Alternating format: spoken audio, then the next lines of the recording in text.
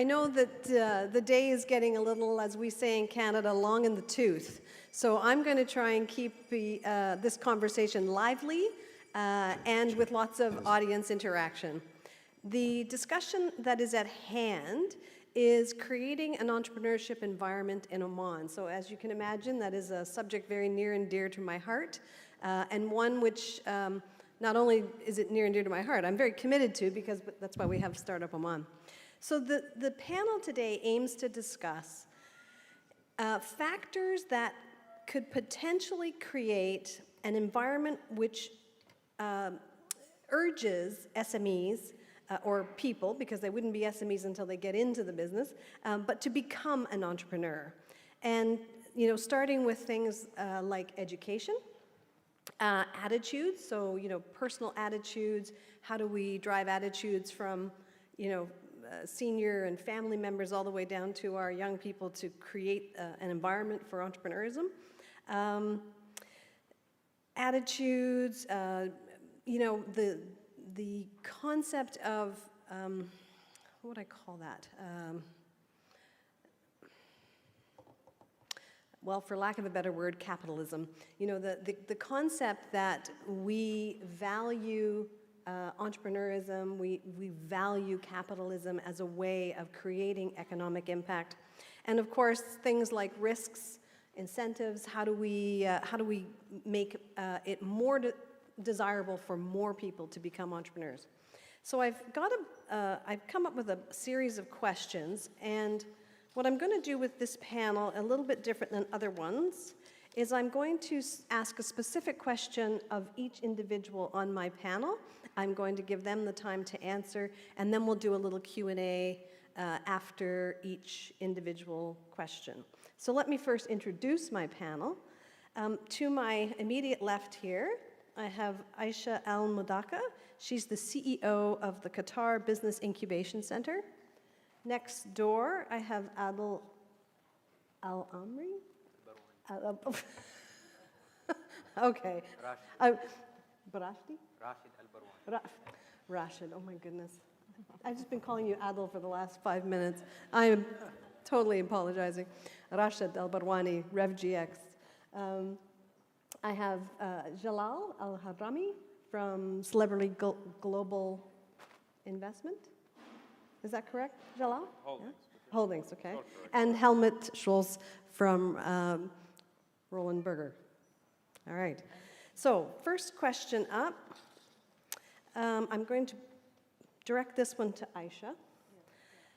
So maybe let me just go back a little bit for a little bit of background. So you may recall yesterday there was a gentleman here from the Central Bank of Oman, and he referred to a report that was written by CBO in August of last year.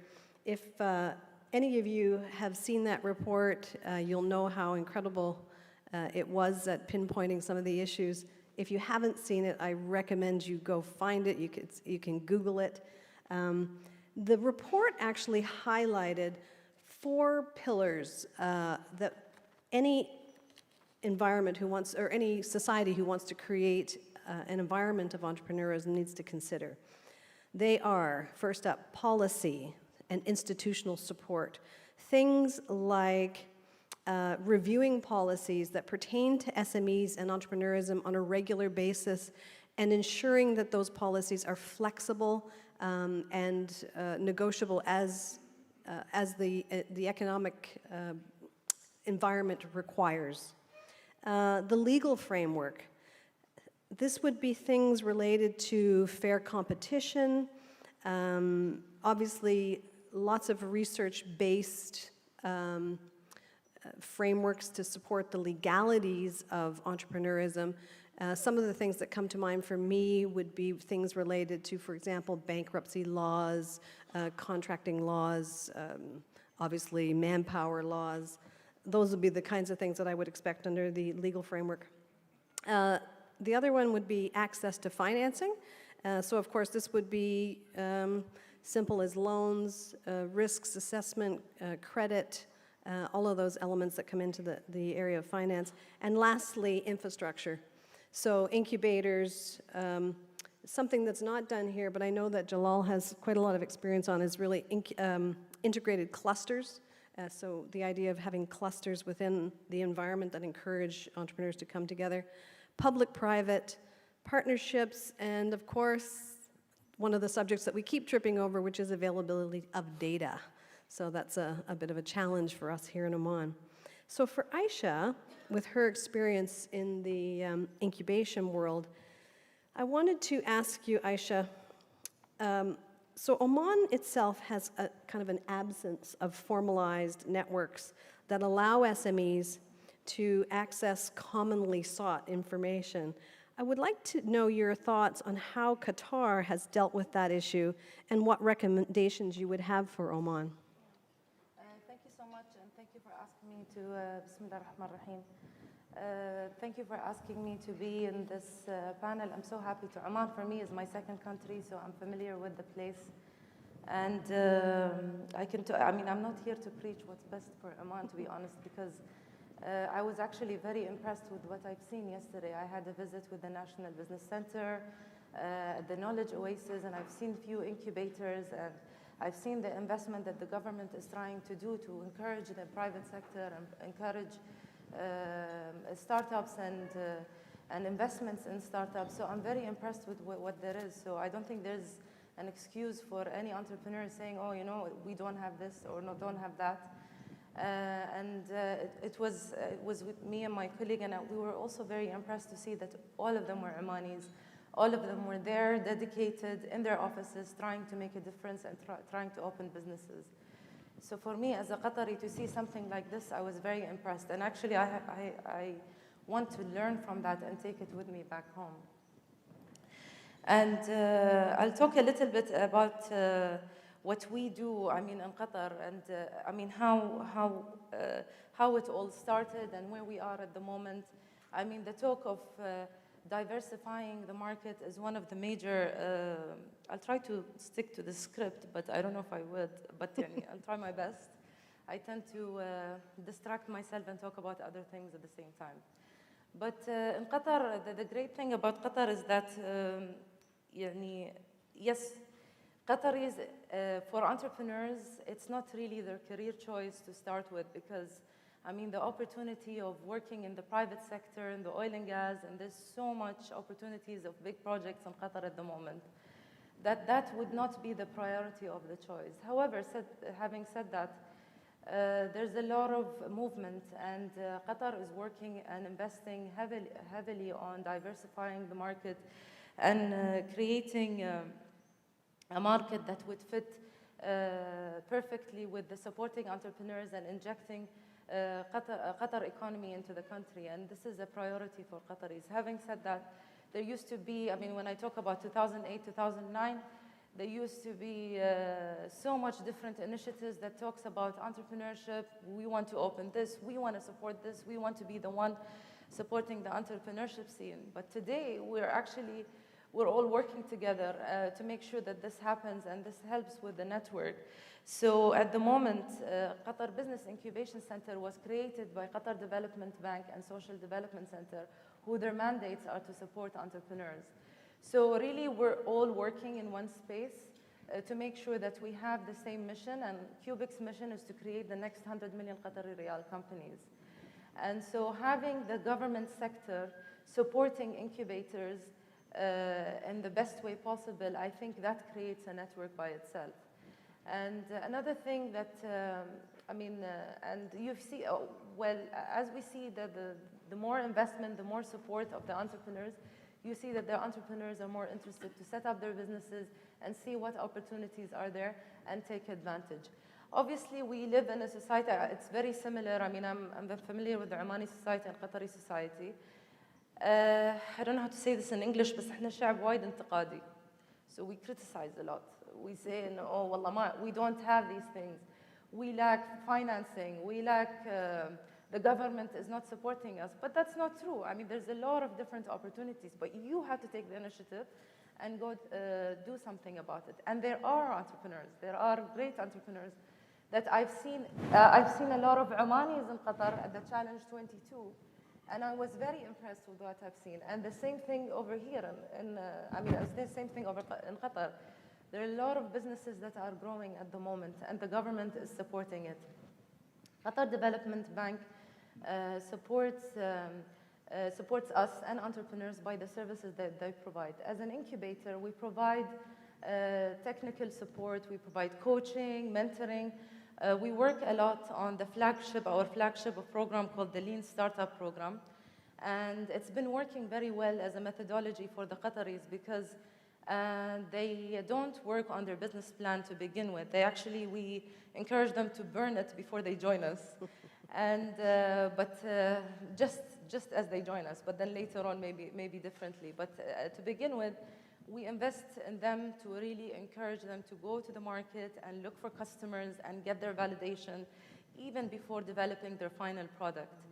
And we've seen so far, from our experience, we've seen so far that there are 600 applications where not all of them were part of the program, but a number of them were part of the program. And so far we have 36 incubatees. And we're expanding into a different location, which is great. Having said that, it's not just us that makes this happen. We have the Qatar Development Bank support us. So all the services that the Qatar Development Bank provides is channeled to us. And I saw a similar thing here in Oman. There's the correct me if I'm wrong, there's the Rafid Foundation of Investment. And I believe that all the other investments that are related in Oman is now under it, if I'm not mistaken. No. Okay, maybe so and so. But I think that's where they're heading. And the incubators are working together. They have one space together. So I think when you have the different bodies working together and not in silo, it makes a huge difference. Plus, there's the private sector, of course. I'm gonna stop talking soon. But there's also the private sector. We work closely with the Entrepreneurship organization, EO, and I believe they also have a chapter here. Mm-hmm. Yes.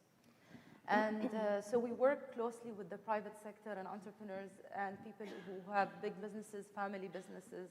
It's just a mindset of, the mindset of how we think about the organizations that are available and how the entrepreneurs think about the availability that are there. Thank you. I wanted to just, because this topic that I have is quite a juicy one, and there are so many elements to the various pillars, I thought rather than leave questions to the very end when we have the risk of losing some of the insights that we gain along the way, that I would take the questions from the floor. Does anybody have any questions specific to the subject of, the networks that are established and how they aid entrepreneurism? Anybody? No? Okay, I'm going to move on. The next question I have is for Helmut. So Helmut, a tremendous amount of focus in Oman has been placed on the establishment of government programs to promote entrepreneurism. The question that I have is, what opportunities are being missed because of that strong government focus? And what influence could the private sector have on escalating entrepreneurism? Good question. Thanks a lot, Sally, first of all, also for inviting me to the panel discussion.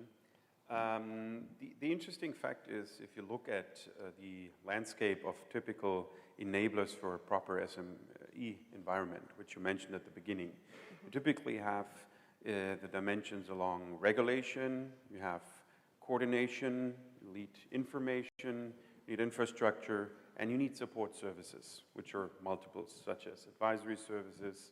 You can have incubation services, which is a mix between advisory and infrastructure, financing. Yeah, so that's typically what you can do in order to foster SMEs. Yeah?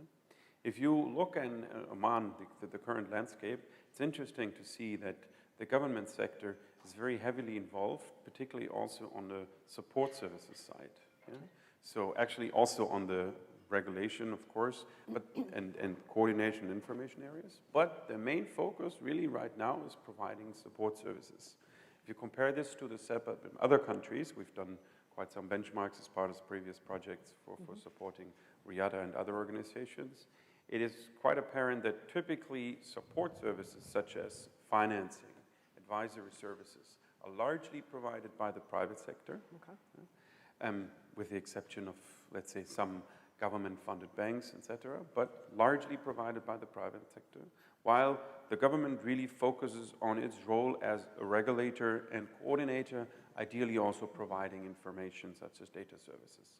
Even the infrastructure, which I would also, you can see this separately or clustered it also into support services, is very often provided actually more by the private sector. Okay. So then you can do a tick mark what's done here by typical government players and by the private sector. This really needs to shift. The focus needs to shift from being involved in this end to really taking more a stimulating, regulating role. So ideally, if you look then, what are typical things that need to happen? You can actually stimulate private sector provision of support services, but you shouldn't do it necessarily directly. One thing. You can, by using private sector companies, you actually fulfill a double purpose. You can actually even foster SMEs that provide support services to other SMEs, and at the same time push the private sector into the supporting role. Another topic also which is interesting to see is that when you look at the setup, you need to have also, in general, an environment which is more, we talked about this various times, encouraging for people to participate in the private sector, to become an entrepreneur. So the encouragement there partially happens also by disencouraging people to work in the public sector. Right. That might be at the first not so comfortable, but at the end of the day, it doesn't help if people in Oman prefer to let's say work in the government sector and not get in the private sector. So it's a little bit pushing people. First steps have been taken. The rules that Omanis that want to work in the government sector can actually work, or so far they could not work in the private sector. There were problems with that. That is now getting overhauled. That's a good way, but this needs to be driven more forward, the same dimension. So that's the second aspect which is important. There's sort of a certain push by also taking back my offering. I indirectly bring in the private sector, and then ultimately there's more need for coordination. That is a very important role. We discussed this in one of the previous forums at the Supreme Council of Planning, where there's a clear mandate, for example, for RIADA to become, let's say, a central coordinator. Just before the discussion, we had also the other panel discussion, again, the question of who is doing this. There is actually, let's say, at least one natural owner that could take clearly up this role, and that's also been our recommendation.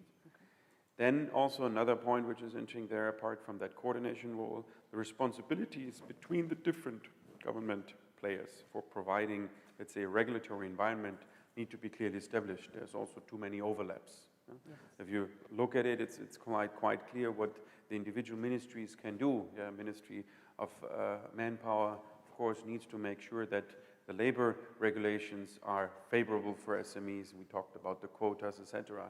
But there needs to be a establishment of the individual responsibilities. They are there more or less, but I think it's not that clear. And to have this coordination across the ministries, that's a very fundamental task. So that needs to be also coordinated. Okay. So.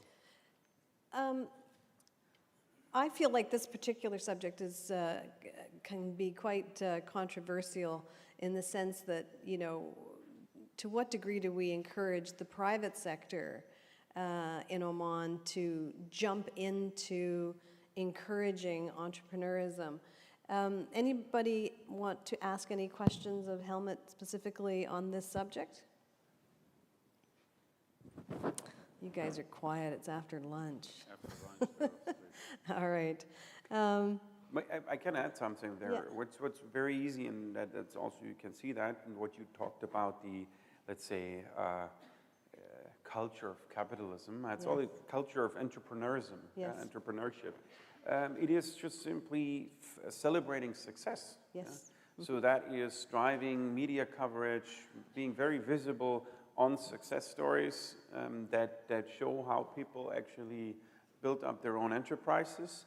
And that is actually not to underestimate how, let's say, how this can actually pull people into becoming entrepreneurs themselves. Yes. I agree with you actually, because I see that the more we're positive, I mean, we have similar problems in Qatar. We don't have bankruptcy law. The cost of starting a business, I'm sure it's even worse than here. I mean, in terms of renting offices and so on. But the more we create stories, the more we show that there are the existing ones, the more there's going to be support in the system. And I think it's very important to highlight that, because if we don't do it now, I mean, this is the best time. I mean, we're going through a financial, where we're squeezing our budgets everywhere, and we want to focus on, cutting costs. And what's better time than to work with entrepreneurs who are just starting, and I mean, they have their low costs but great services, and this is the time that you can actually think, okay, maybe I could invest in these entrepreneurs and have trust in the local talent. And so the more we showcase, the more there's opportunity for the startups. Yep. Do you know, one of the things that I've observed here since being in Oman for the last 3 years is that there's no particular media channel, and we've, as Startup Oman, we've approached some. I certainly approached some on my own solo years before.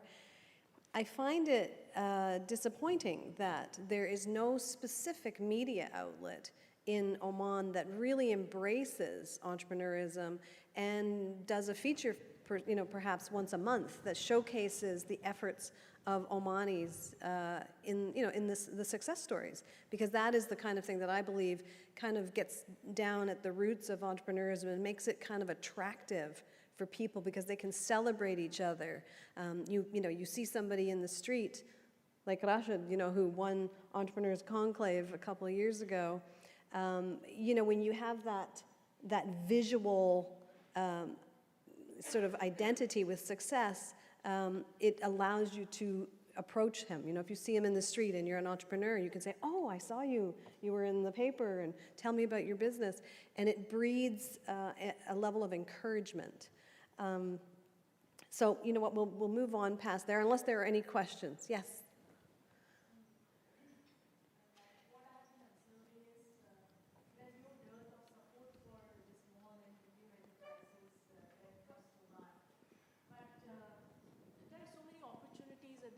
Strategic level, like there are projects on the railways, which is just not going to be in Oman, but it is going to be GCC wide. Mm-hmm. So there are a lot of strategic projects in the pipeline, and maybe before things really materialize, like now oil and gas is already a mature industry. Yes. Now these industries which are just growing up, these are in the pipeline, like Dukam, the railways projects, the airports projects, like major infrastructure development. Yes. Now, I feel the SMEs need to find out what is in those projects for them. They are not able to appreciate the opportunity. They know these projects are coming, but how is it going to get broken down into opportunities for these small units?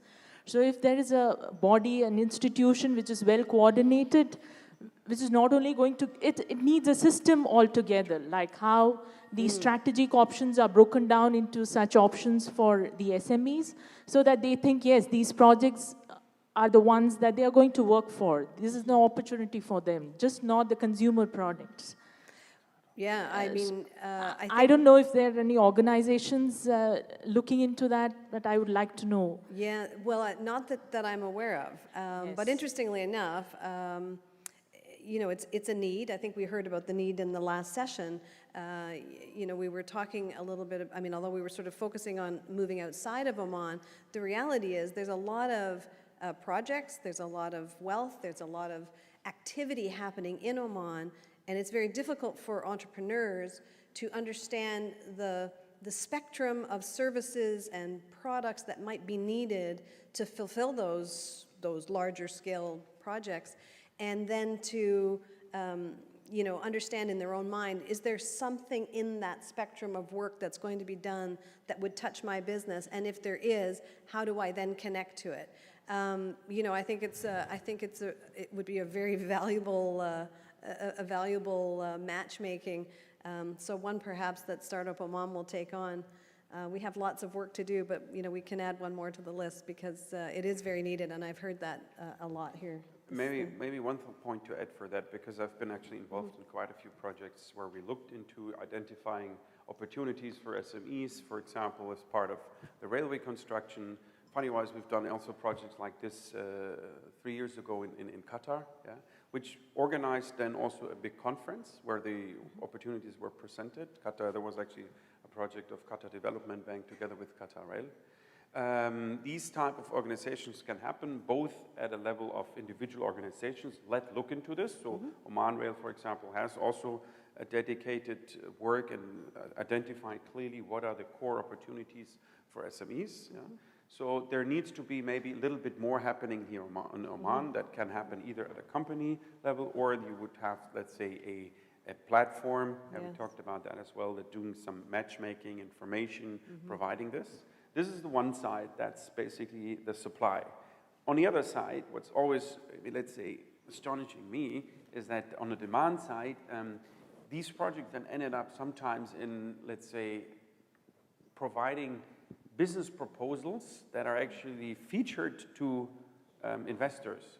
That is a logic which is completely not apparent to me, so at least even if I'm here since a long time. But normally what it's like, you would have, if you're an investor or if you're an entrepreneur, an upcoming entrepreneur, you write your business plan yourself. Yeah? And there is enough information out to identify actually opportunities. I mean, it's if you look into what for example, large infrastructure investment, this takes you actually also a bit more proactiveness. Yeah, talk to people; they're all open. It is really easy to understand. Okay, what are typical areas that will require work from SMEs? Yeah, and where I can actually get involved.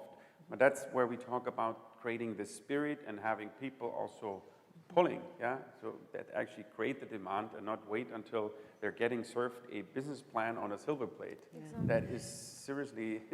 Could I get a mic at the back of the? Oh, you got a mic? Great. We have a question from the floor. If we could take that. Yeah. First of all, hello everyone. My name is Assam Lawati. I'm from the Harris College of Technology, a lecturer in marketing and the head of Entrepreneurship Cell. Just would like to ask Ms. Aisha, as you have an incubator in your country, do you have any experience of any university business incubator where it could be like an incubator, but in an education level and educational institutions? So I don't know if you have experienced that in your country or no, because we have incubators, but for let's say we have students. So if there is any possibility that we could lead them during their studies, it would be a good idea as well. Okay, as in encouraging the ecosystem. So that's my first question to you, and if you don't mind, I can ask the other question about the engagement of the private sector. How would be the information technology transfer from, by focusing on developing the skills of the students, or let's say some aspects where we give the knowledge to the students about entrepreneurship, but we need to develop the skills of these students as well to be as an entrepreneur. So how the private sector and the public sector could engage in that process in terms of having a link with the educational system and education institutions? Thank you very much. Thank you so much for your question. I'm going to talk based on my experience, and I'm sure you've heard of a similar experience here, because I know Shabib, the Injaz Oman CEO, very well, and I used to work at Injaz before, and I think they are, it is such a great institution, NGO as well. I mean, it's not even a government-based organization, and they work closely with the students and universities to generate ideas, to create critical thinking, and looking at being humble about competition and losing and winning and so on. So I think the fact of having organizations such as Injaz Oman and Injaz Qatar and other youth centers that exist in Qatar as well, it makes a huge difference to generate applications and generate companies that come out of it.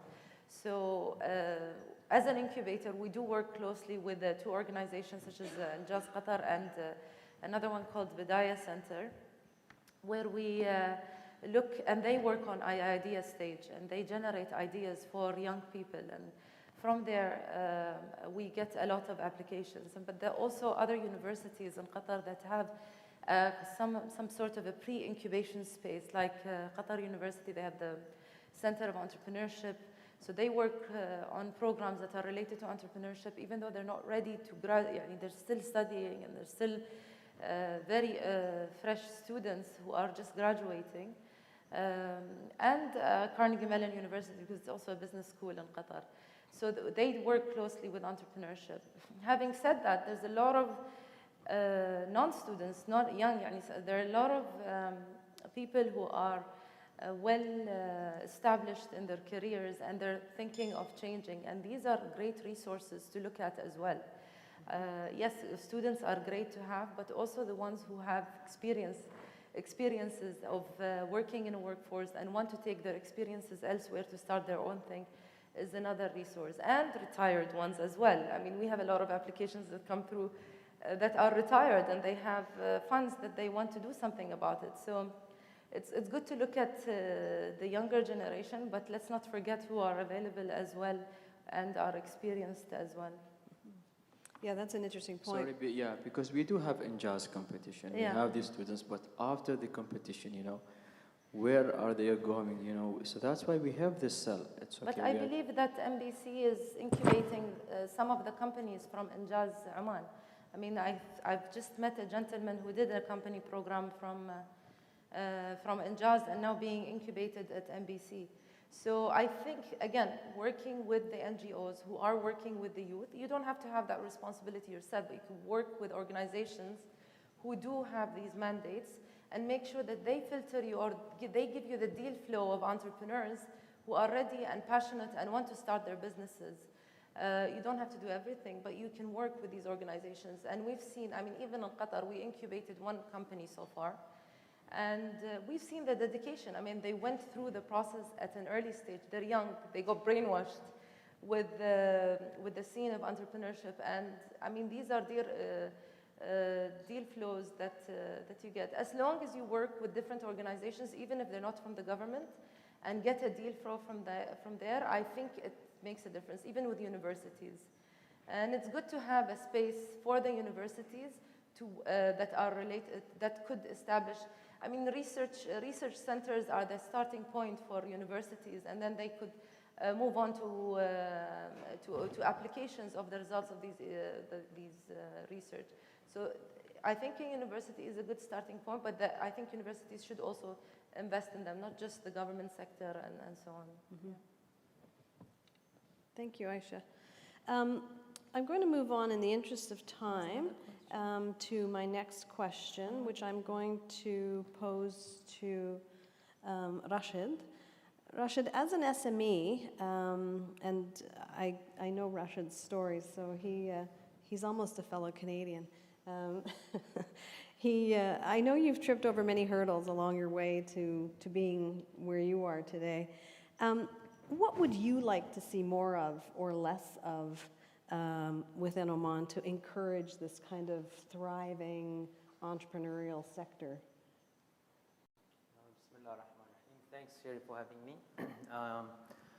While being an entrepreneur myself, a startup of 4 years, self-funded, and supported, the business supported itself, I mean, just less than a year to break even into the business. We were lucky because we came up with a model that was right at the right time. Okay. Not everyone have the same opportunity to actually enter the market at the right time. But then we were struck by our own success, growing too fast and being too small with less resources. Seeking the resources to save our business was not a small task. Okay. So the things that challenged our business, to begin with, policies, such as when we came up with an innovative idea that did not even exist when you go and ask for permits. They did not have such codes. I've heard this story before. So we were led to accept something that is kind of related to our business, but it's not. So to expedite the process and avoid the rent that you're actually paying, starting paying before you even establish your business, that's actually hurts most of the businesses. Yes. So we agree and went with it, but then when it came time to hire, the hiring force did not match our code, so we hit another brick wall. So one thing led to another, and if there is anything that I could ask is you are actually promoting and encouraging innovation within the youth, and the youth will come up with the latest in the market. Because if you come up with something that is existing in the market, I don't think you will actually succeed. You want to come up with maybe same thing but has a twist with it, but that changes everything. Yes. And the infrastructure, the policies, the regulations needs to change with that. Yeah. That's an interesting, I've heard similar stories of people who started businesses that had never been thought of before. And that when they went, like yourself, to the ministries to get their CRs, which then have to follow some incredible, filtering process of what you fit into, it took them years to get to a place where they had moved the ministry to recognize what they were doing as a bona fide business opportunity and then give them an appropriate classification number so that this person could exist. So, going back to the CBO report, which I think, this is kind of, if I could get on my pedestal, I'd be up here right now telling you all this, that it's the regulatory, right? I mean, there's this issue where there's just this, it's just this machine.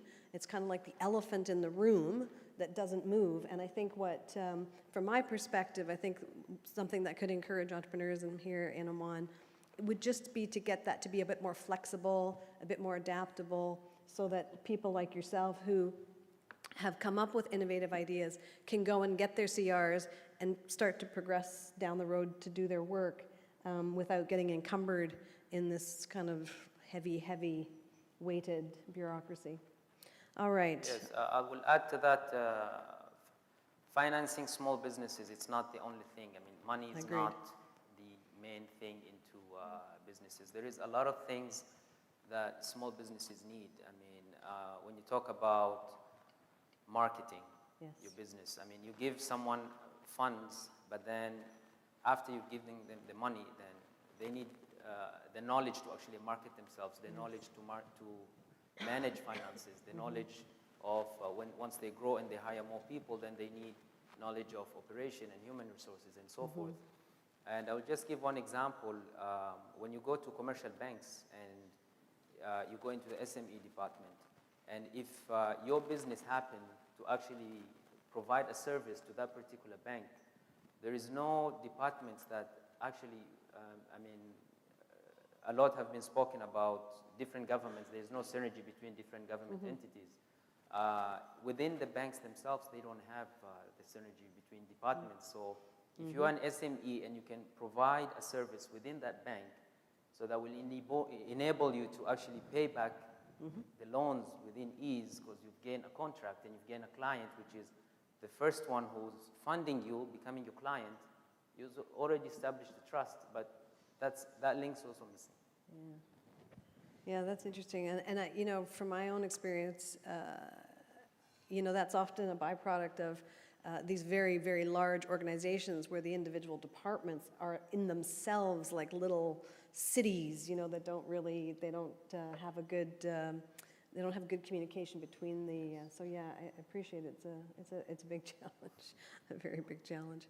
My last question for this panel is to Jalal. Jalal, let me just see which question I have for you, because it's a good one. Here it is. The best one. Yeah, it's a meaty one. So I've noticed since I've been in Oman that Oman's ecosystem has a focus on getting Oman SMEs in step with their international counterparts. And we've spoke a lot about that over the last day and a half. How do you bring international standards to Oman and get Oman outside? We were just talking about that last session. What do you think that we can do to ensure that our brightest SMEs can compete on an international platform?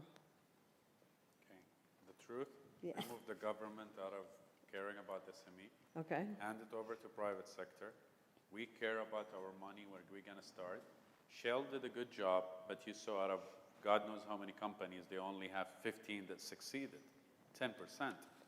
Now, very easily, I wish I was there with him and we could talk to him. The reason they failed is because after they finished the program, they just dropped him. Yeah. You never do that. If you're going to take a student, if you're going to take an entrepreneur, he doesn't want just books. He doesn't want you to give him in college. Yeah, okay, I understand the gentleman over there that they teach in his college entrepreneurship. Apparently now it's a mandatory thing from the Ministry of Higher Education and also the Ministry of Education, right? But that's just knowledge. Entrepreneurs don't need just knowledge. They need the knowledge plus the experience plus mentoring, holding hands, as Kimji just said. What you need is something like, you're talking about capitalism, all right? Oman is neither. We're not capitalism, we're not non-capitalism, all right? If you're going to talk capitalism, then you need to introduce people like venture capital. Venture capital was, fill all the gaps that you have in Oman. Venture capitalists will do what they do in an incubator, but at the same time, we don't leave them after 3 months. We stay with them for 3 years because we want to get them, the return back on our investment. Sometimes we keep business for 7 years, 10 years, depending on the return on investment, all right? Now, VCs could cover that. Coming back to ecosystem, when you talk about entrepreneurship ecosystem, it's not about money. People a lot think that, okay, let's put funds, let's go finance, let's do this. It's not about that. Regulatory, barriers of entry, first come to market, first not come to market. What industries you want to target? If we want to work on it, then the government has to first of all step in, like we discussed in the previous panel, give us data. Tell us what industries are oversaturated, what industries are not touched, and then this is like an accelerator. You find the right entrepreneur to fill that gap. That's number one. Then you give them mentoring and guiding. That doesn't exist in Oman. Also, you need, they say we have, but it doesn't exist. Let's be honest, all right? We have training workshops, trainings. This is for brush up. You give it to them later on, Then you need to move into finance. Okay, let's go. Rafat gives you 50,000. All right, what happens next year if your business did so well, you want to expand? There is no tranche 1, there is no tranche 2 finance, there is no mezzanine, all right? Speaking about Qatar, all right, I had a gentleman called Faisal Abdullah, came to our company in Dubai for finance, and he wanted to do cartoons, like what happened in Dubai, the cartoons that came out like Farij, all right? Now, I don't think he came to you guys because this was like 4 or 5 years ago. When he came to us, a lot of banks won't give him finance to make a cartoon. Right. All right? Now, that's entrepreneurship. The guy believed in his idea. He's an artist. He wants to draw like Japanese. He's actually an investor at the moment as well. He came to us. And what we did is we believed in his idea. Then he became successful. And this is what we're trying to say. Well, that's interesting because in the arts in particular, so I'm back at Duhan's discussion of earlier today. There are a lot of platforms that you can crowdfund your arts program. Your animation series, your book, your movie. But in Oman, it gets a bit complicated. If I wanted to do an Indiegogo platform, let's say I was going to make a movie, I can do that. I can do that from anywhere in the world. I can do it from here. I can get on, I can talk to people about my fabulous idea for this cartoon. I put up my project, and for every amount of money that I get, I offer something. I offer a T-shirt with the insignia of my cartoon on it. Then they get free tickets to come see the launch of it. The money can go into a PayPal account. My PayPal account can be connected to another banking system if the Oman banking system doesn't support transfers between PayPal and the banking system, and voila, you've now got an Omani entrepreneur who's got an arts background, who's creating a movie, who's crowdfunded it and raised money and has to go outside of but there Oman. there are three different types of crowdfunding. There is the crowdsourcing, what the lady was Yes. talking about today. But then you have equity crowdfunding. Yeah, and crowd then there is the investing. standard crowdfunding. Yeah, Now in the US, crowdfunding all started in universities. People Yeah. are trying to, have a concert. Yes. So they started, promoting it on Facebook Yeah. between them, right? Now with the Jobs Act, 3-4 years ago by Obama, now it is regulated. The UK Yes. regulated crowdfunding even before, all right? Now we are trying to do crowdfunding in Oman, all right? But at the end of the day, still I come back to my question, is the culture ready? I'm not talking about entrepreneurs. I'm sure entrepreneurs will be so happy, put their videos, pitch up and all that. Are Omanis willing to finance Omanis? Are the Omanis willing to put their credit card, assuming that, because see, when you're talking about crowdfunding equity, you're actually a VC. Why? Because Yeah. he as an investor is going to trust me as Yeah. the crowdfunding platform that I'm going to control the money he will take Or to an protect angel. his shares. So I became a VC online, all right? But how do you operate in Oman? Coming back to regulations. Yeah. What I'm trying to say is some countries, we're not copy-pasting, but some countries, let's take the good of everybody and, learn from their mistakes. Some countries, they privatized registration. Actually, one of my companies, we do company formation. And we do that all online. We get a gentleman who comes in, I want to open this. We have a file, we know what goes on, all right? But it's privatized, like what we have, Senate, all right? But I'll tell you the truth. Would you bring a multimillionaire and take him to Senate? I'm being honest. Let's talk about it, all right? Now, Senate is a good initiative, right? But also don't stop the private sector from having their own platforms, just like Senate. Somewhere where people could go. I mean, you have ministry, I'm sorry, I mean, I'm not getting out of it, but this is the thing. You have the Ministry of Housing now. All their life, they didn't believe in VIP service. Now you go to the Ministry of Housing, you pay 100 riyal, and get your mulkiya in one day.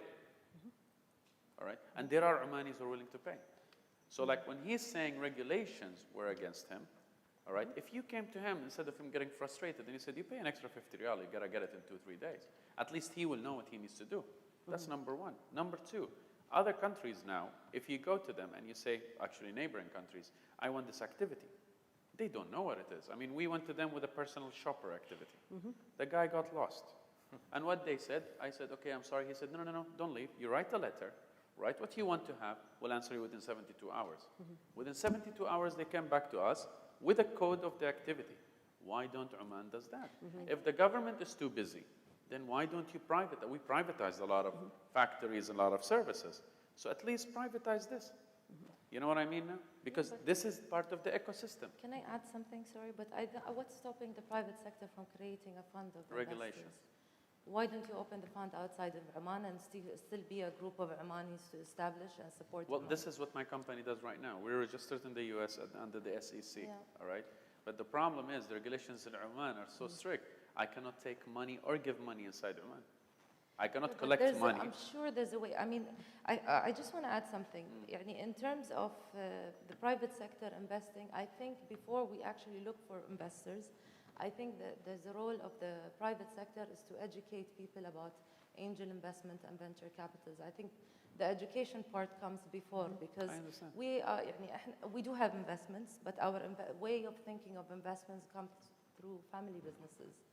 I mean, a lot of the big families, I mean, I'm talking about Qatar now, a lot of the big families in Qatar have an investment arm that الشيخ فلان ولا الشركة الفلانية مثلا واحد يعني someone who's actually famous in family businesses, in his company there's an investment arm, and if a member of his family is looking to start a business, they could actually invest in them. And this is very common in the Khalij. I mean, Talabat.com got his investment from his father, the CEO of Talabat.com.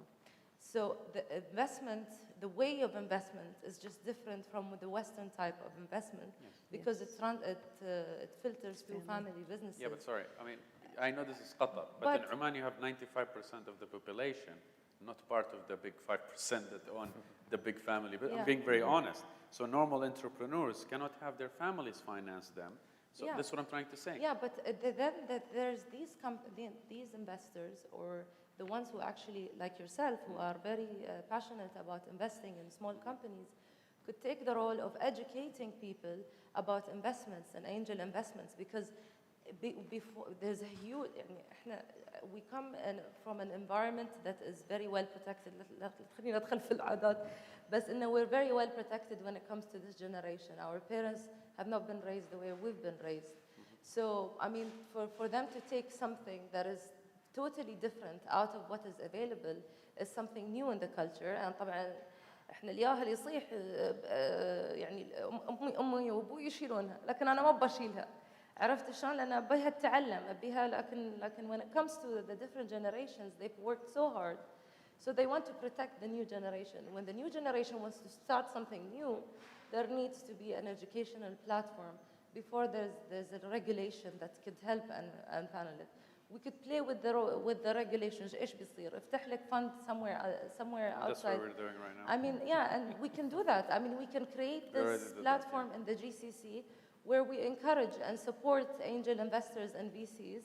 And even if we can play with the regulations for the time being, I'm leaving in a couple of hours back to Doha. But even if we can play with the regulations, but if we have the role of educating people about the VCs and angel investment, that's the first step. And then the others would follow.